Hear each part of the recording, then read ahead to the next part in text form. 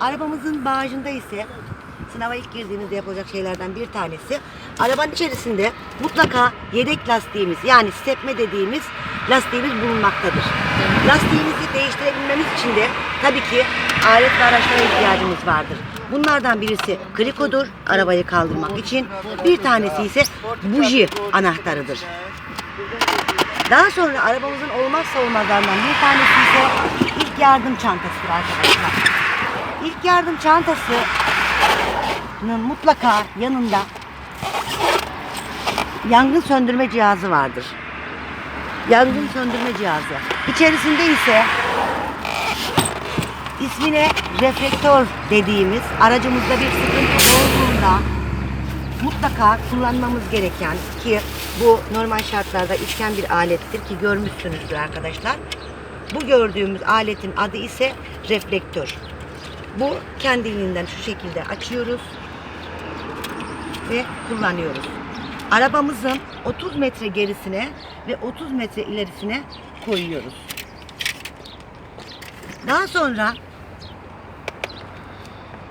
sınavda sorulsun ya da sorulmasın, herkesin bilmesi gereken önemli şeylerden birisi iletişimdir.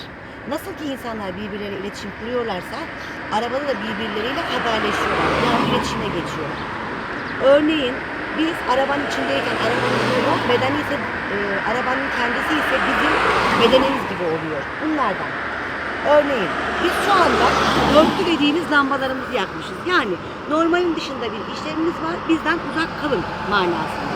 Fakat dörtlüyü birini söndürüp tekini yaktığımızda sağ veya da sol yanacaktır. Biz hareket ediyoruz, dönüyoruz manasında.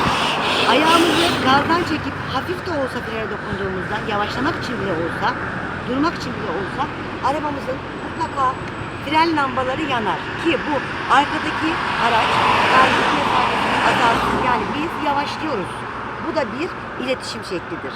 Arabamızı, vitesimizi geriye aldığımız zaman ise her arabada mutlaka geri vites lambası dediğimiz bir lamba, sarı bir lambadır ve sürekli yanar.